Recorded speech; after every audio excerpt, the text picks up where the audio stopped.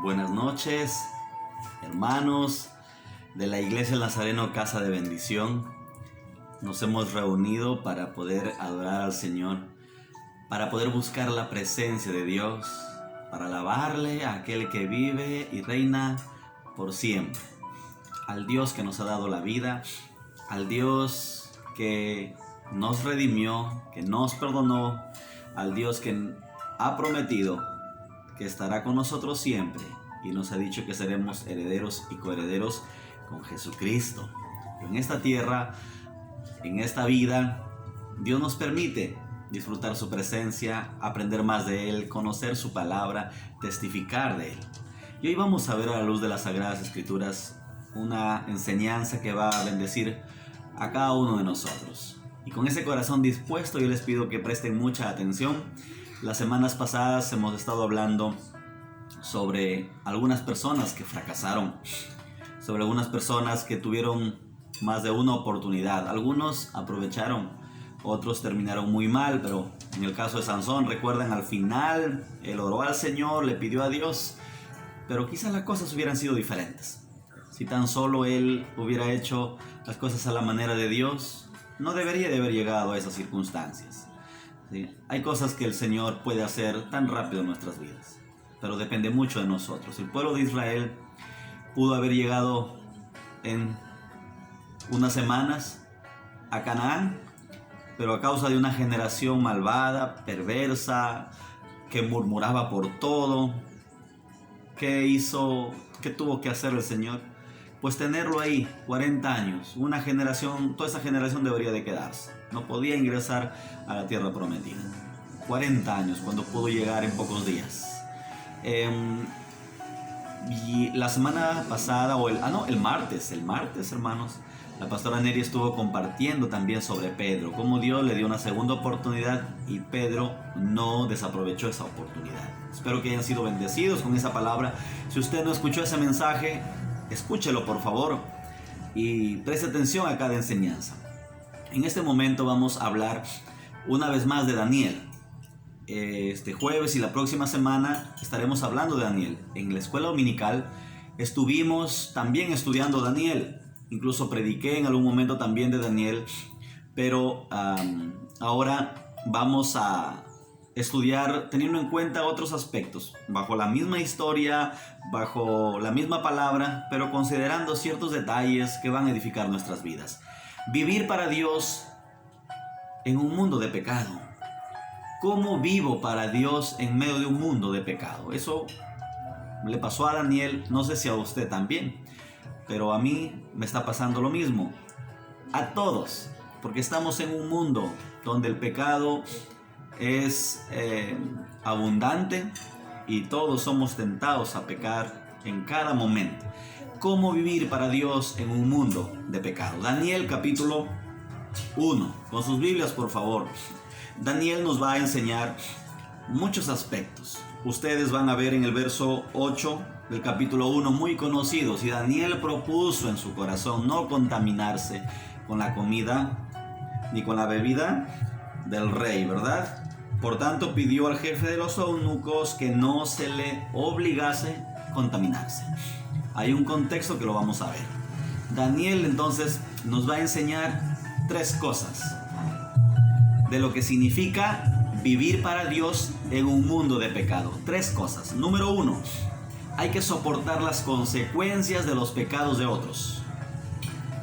Daniel tuvo una vida muy difícil. No fue fácil para Daniel a su corta edad, siendo un adolescente. No solo para él, sino para varios de sus amigos. Y no solamente fueron Sadrach, Mesach y Abednego y Daniel, que se llamaba Belsasar, sino muchos más, sobre lo que la Biblia resalta el ministerio de estos 4 jóvenes, pero se llevaron quizá miles de jóvenes. Daniel entonces no tuvo una vida fácil, vivió su niñez en un tiempo de apostasía también, tiempo de apostasía espiritual. En su pueblo, ahí en Judá, ¿qué había pasado? ¿Qué había sucedido? El rey, vamos a leer desde el verso 1. En el año tercero del reinado de Joacim, rey de Judá, vino Nabucodonosor, rey de Babilonia, a Jerusalén y la sitió. en el tiempo del rey Joacim. Joacim fue un rey que no buscó a Dios, que no se acercó al Señor, sino que la idolatría, y permitió otros pecados más dentro del pueblo que hicieran desencadenar en cierto modo la ira de Dios, ¿verdad? Ellos mismos buscaron apartarse de Dios y Dios no los protegió, pero Dios estaba trayendo profecía, por ejemplo, mediante Jeremías. Pero a ellos no les importó. Verso 2: y el Señor entregó en sus manos a Joacim, rey de Judá, y parte de los utensilios de la casa de Dios, y los trajo a tierra de Sinar, a la casa de su Dios, y colocó los utensilios en la casa del tesoro de su Dios. Miren lo que está viviendo el pueblo, la nación de Judá, a causa del pecado del rey y de lo que él había permitido que se dé en esa nación, en ese lugar, en su país. ¿Qué culpa tenía Daniel? Eran unos muchachos, eran unos adolescentes, quienes estaban manejando toda esta parte, toda esta situación religiosa, cada detalle, cada área en el pueblo. Era el rey y eran todo el consejo gubernamental. Entonces, frente a esto está Daniel. El juicio de Dios cae sobre Judá. Dios castigó a su pueblo porque cayeron en una serie de pecados. Por ejemplo, en el orgullo. Cuando vemos el segundo libro de Reyes, capítulo 20, del 12 al 18, vemos encontrar el orgullo de la nación. Idolatría, violencia, rebeldía espiritual. Jeremías va a ser un profeta que va a llorar por el pecado del pueblo. ¿Cómo es posible que la nación siga en pecado si Dios está diciendo y anunciando que va a venir juicio, pero no les importó? Es más, muchas veces castigaron a Jeremías, lo metieron en una ocasión en una cisterna, estuvo en la cárcel.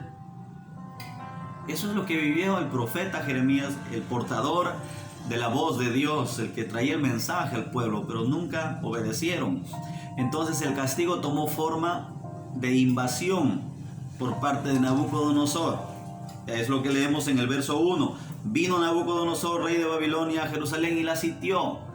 Cerró todas las puertas y ahí esperó hasta que se rindan, y obviamente el pueblo tuvo que rendir, o ellos rompieron las puertas, entraron. Ya saben lo que significa toda esa situación de muerte, derramamiento de sangre, muerte de tanta gente inocente. Ese fue el contexto donde Daniel es llevado cautivo. Daniel entonces va a soportar las consecuencias de los pecados de otros. Él pudo haberse rebelado contra Dios y decir: esto no es mi problema, es problema del rey. ¿Yo qué culpa tengo? ¿Cuántas veces nosotros buscamos culpables, verdad? Le fallamos al Señor, pecamos. La culpa es de fulano de tal, la culpa es de mi líder. He escuchado algunos, ustedes se van a reír seguramente de esto, pero muchas veces hay alguien que peca y dice: no, la culpa es del pastor. Imagínense. Pero sí hay que no creo, pastor. Sí, también el pastor tiene la culpa. Querida iglesia, Daniel va a enfrentar esta situación. ¿Cuánto habrá sufrido Daniel en todo esto? Lo peor fue que él mismo fue tomado prisionero y llevado al exilio, preso de la peor manera. Nunca más vio a sus padres, nunca más vio a su profeta, al profeta Jeremías, aunque dicen que al final Jeremías fue llevado contra su voluntad. No sé si se encontraron con Daniel, pero por ejemplo nunca más volvió a ver su ciudad, Jerusalén, que era para ellos la ciudad santa, un lugar especial. Nunca más vio el templo, y era el centro de adoración, era lo mejor que podía tener el pueblo de Dios, Judá. Pero sin embargo Daniel aprendió a confiar en Dios en medio del sufrimiento. En él se cumplió lo que dice Romanos 8:28. A los que aman a Dios, todas las cosas les ayudan a bien. Preciosa palabra, ¿verdad? Espero que usted esté siendo edificado. Hay que soportar las consecuencias de los pecados de otros, pero no es mi culpa, pastor. ¿Algo podremos hacer? ¿Nuestra queja solucionará algo? ¿Nuestro odio, nuestro rencor solucionará algo? Pero él tiene la culpa. No ayuda en nada. No ayuda en nada. Daniel aprendió a confiar en Dios aún cuando lo que estaba viviendo no era porque él se había equivocado. Él siempre hizo las cosas bien, sino su rey, su líder, alguien que debería de cuidarlos a ellos, de protegerlos, hizo las cosas mal y por su culpa Ahora ellos están en esa situación, pero Daniel no está mirando de ese lado. Él está en medio de la circunstancia, mostrando fidelidad a Dios. Y hay misericordia de Dios sobre Daniel a causa de la actitud de este joven. De este jovencito de querer mantenerse firme ahí, a pesar de que fueron otros los culpables para que él estuviera en Babilonia.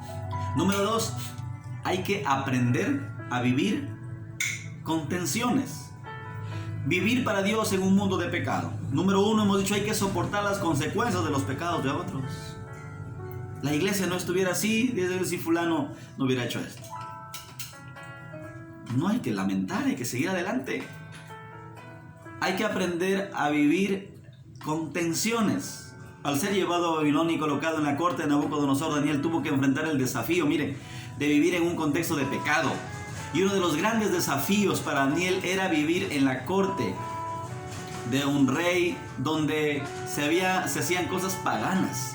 La comida primero se ofrecía a los dioses paganos, diciendo porque ellos son los que proveen, diciendo que el alimento, el sustento, todo proviene de aquellos dioses, y se sacrificaban a esos ídolos. Y para Daniel pues eso era contaminarse. Miren, el hecho mismo de vivir en la corte de Nabucodonosor para Daniel ha sido difícil. Por eso, ¿cómo mantengo mi fe en medio de un mundo de pecado? Pues sabiendo que hay tensiones que en algún momento tendremos que vivir, pero no tenemos que bajar la guardia. El aprendizaje del idioma babilónico, imagínense, para un judío, el idioma hebreo era el idioma de Dios. Y tenía que hablar en un idioma diferente, de paganos. Es más, tuvo que aprender la cultura de los babilonios, el verso 4. Él fue enseñado en la cultura de los babilonios y otras cosas más. Daniel fue educado en toda la cultura de los babilonios. Tuvo que aprender sus creencias, sus mitologías, sus explicaciones científicas del mundo natural, sus normas de ética y sus normas de moral, el nombre de sus dioses y todas las historias relacionadas con ellos. Puede surgir la pregunta, ¿y cómo fue posible que se mantuviera su fe intacta? ¿No será que pecó también al compartir esas cosas? Miren, ahí hay quizá algo para profundizar un poco más. ¿Cómo hacía Daniel para mantenerse firme? Si cada día tenía que enfrentar, cada día, no era solamente por un momento, el cambio de su nombre. El versículo 7 dice, y a estos el jefe de los eunucos puso por nombre a Daniel Belsasar. Eso fue duro para Daniel. Daniel significa Dios es mi juez. Belsasar significa príncipe de Bel, o Bel es mi protector. Cada vez que le decían Belsasar, estaban diciéndole Bel es mi protector. Imagínense vivir bajo esas situaciones. Tensiones, claro. Emociones bastante movidas. En algún momento seguramente hizo muchas preguntas a Dios, pero él, en medio de todo ello, ¿qué le llevó a experimentar cosas increíbles en su vida? Decidir no contaminarse con el pecado. Y ese es el punto número 3. Entonces, eso lo encontramos en el verso 8, cuando él decide no contaminarse. Aunque Daniel aceptó muchos aspectos, miren, de la vida en la corte pagana, una cosa no estuvo dispuesto a tolerar. Propuso en su corazón no contaminarse.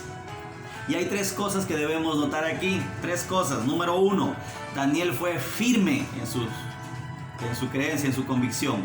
El verso 8, la parte A. No fue que pensó que sería bueno vivir en santidad, o que simplemente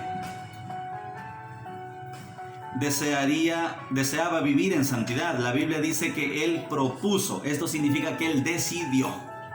Él determinó ser santo y lo hizo en su corazón. Es decir, no solamente en su mente, lo pensó, sino lo hizo. El corazón, propuso en su corazón, tiene que ver con firmeza, tiene que ver con todo. Cuando hablamos del corazón, hablamos de las emociones, de los sentimientos, del carácter y de la voluntad, del todo del ser. Él dijo, decido con todo mi ser no contaminarme. La verdadera espiritualidad no se mide con buenas intenciones. Hay tanta gente que dice, no, yo quiero hacer esto, yo quisiera. No, se hace. ¿Se hace o no se hace? Daniel lo hizo. La verdadera espiritualidad no se mide por buenas intenciones de la mente, sino con un corazón determinado a honrar a Dios. Amén. Y Dios bendijo a Daniel con sabiduría. Dios nunca desamparó a Daniel. Vivió tiempo de tensión, sí. En una ocasión estuvo en el foso de los leones. Muchos leones ahí. ¿Eso no causaba tensión, ansiedad, miedo a la muerte? Claro que sí. Pero Daniel estaba haciendo bien las cosas. Daniel estaba convencido de que Dios estaba con él y que debería de honrar al Señor aún a costa de su propia vida. Y los resultados es que Dios honró a Daniel y honró también el nombre de Dios. Daniel honró el nombre de Dios. Y eso es lo que necesitamos hoy hacer cada uno de nosotros. Daniel aprendió que la verdadera espiritualidad no consiste en hacerse un mártir innecesariamente. Hay gente que piensa, no tienen miedo los cristianos morir, pero ¿por qué? ¿O por qué tienen miedo si por la causa de Cristo pues hay que morir? Pero una cosa es que realmente sea por la causa de Cristo. Otra cosa es por negligente, por imprudente, por irresponsable. ¿Qué le parece? Daniel estaba dispuesto a morir por algo que valía la pena. Cuando vivimos en un mundo de pecado y decidimos honrar a Dios, Dios nos va a honrar. ¿Qué hizo Dios con Daniel? Recibió mayor conocimiento e inteligencia en las cosas naturales. Verso 17, y lo encontramos. Recibió revelación de cosas sobrenaturales. Destacó entre los hombres, halló gracia delante de los hombres. En algún momento quisieron encontrar fallas en Daniel y no lo encontraron. Y él se convirtió en jefe de muchas provincias, de los sátrapas. Ahí él se convirtió en jefe. Perseveró largos años durante todo el cautiverio. Nos dice Esdras capítulo 1 que él estuvo ahí sirviendo, trabajando, y dejó el nombre de Dios en alto. ¡Qué ejemplo para nosotros de una verdadera espiritualidad! La vida de Daniel es una vida profunda para evaluarla. No es un muchachito que por ahí hizo algo y ya. No, fue un jovencito. Desde su corta edad demostró fidelidad, valentía. Él no estuvo lidiando en las ligas menores. Él estuvo lidiando en las ligas mayores, donde la vida pende de un hilo, donde en cualquier momento su cabeza podría rodar, pero no le importó. ¿Cuán dispuestos estamos nosotros a mantener firme nuestro deseo por la presencia de Dios? Firme nuestro deseo por una vida de santidad y vivirla. No importa si en algún momento tendremos dificultades. En tu trabajo, ¿cuántas veces van a poner en tela de juicio tu fe? Van a tentarte para que renuncies o para que le falles a Dios. Yo lo experimenté varias veces. Pero cuando tú te tomas de la mano de Dios, Él mismo te da palabra. Él mismo abre puertas. El Señor guía para bien. Que Dios te bendiga y la vida de Daniel nos pueda servir mucho para mantener nuestra fidelidad a Dios. Un abrazo para todos. La semana que viene seguiremos también hablando de Daniel, pero desde otro aspecto. Sí, así que nos vamos preparando entonces para disfrutar estos tiempos. La próxima semana hablaremos de confiar en Dios en situaciones de crisis. Vamos a hablar sobre honrar a Dios en momentos de mucha presión y de pasar tiempo en la presencia de Dios, pero a la luz de la vida de Daniel. Un abrazo para todos. Disfrutemos este tiempo con oración ahí en casita los unos por los otros. Que Dios les bendiga.